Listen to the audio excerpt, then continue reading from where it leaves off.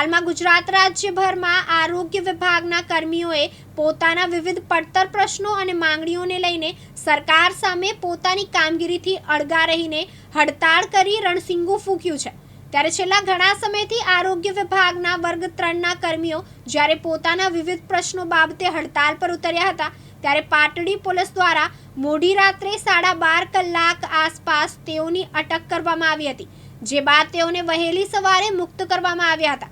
ત્યારે આગામી સમયમાં તેઓ ગાંધીનગર પણ જઈને રજૂઆત કરશે તેવું સૂત્રો દ્વારા જાણવા મળ્યું હતું। ગુજરાત રાજ્ય કર્મચારી મહાસંઘના આદેશ અનુસાર અમારી મુખ્ય બે પડતર માંગણી એક ટેકનિકલ કમિટીમાં સમાવેશ કરી અમને ટેકનિકલ પગાર ધોરણ આપવું તથા ખાતાકીય પરીક્ષા રદ કરી, જેના અનુસંધાનમાં અમે આજ રોજ ગાંધીનગર મુકામે મુખ્યમંત્રીશ્રીને વ્યક્તિગત આવેદનપત્ર આપવા જતા હતા, પરંતુ ગત રાત્રે 12:30 આજુબાજુ અમને અમારા ઘરેથી પાટડી પોલીસ સ્ટેશન ખાતે ડિટેન કર્યા હતા અને અત્યારે હાલ અમને મુક્ત કરેલ છે।